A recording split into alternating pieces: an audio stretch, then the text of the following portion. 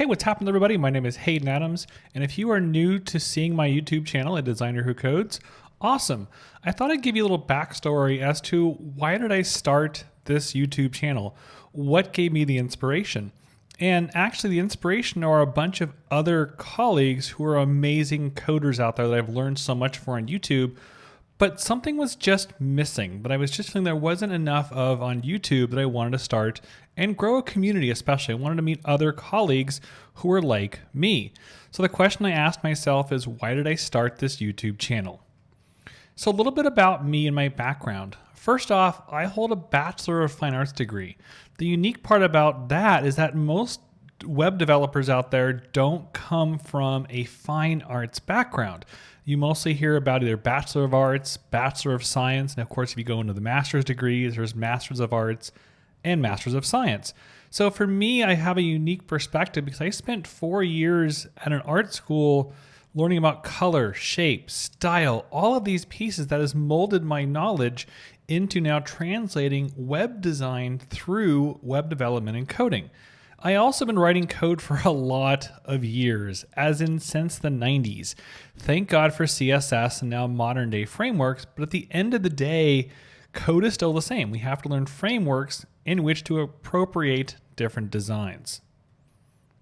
So a lot of coding courses focus on code because that is a really good topic to focus on. When you take computer science class, you're thinking about pieces from servers to backends to queries. And I go, that's great, but there is something missing. And I think of web design like this. I think of the end result and I think about, well, that's a big picture. So how does it load for the user? And how can I find a way to make that picture go full screen?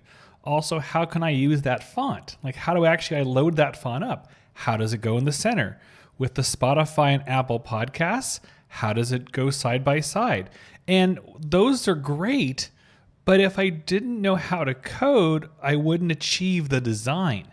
So there are two pieces you have to have. You have to have that design knowledge, but you also have to have the coding knowledge in which to appropriate and effectively communicate the design to the end user.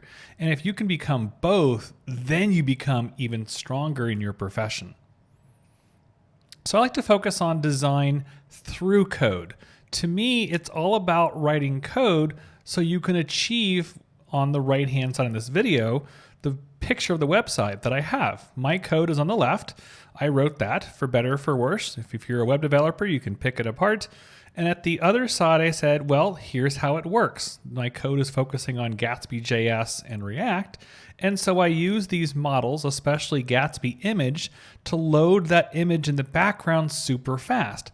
That's why I use the image tag, capital IMG, and the background image from Gatsby image to achieve a really fast site that is good for the user. And I had to learn how to make the code work in which to appropriate the web design. So that's what this channel is really coming about. My focus is on design. However, I want to teach you the coding techniques so you can achieve those designs.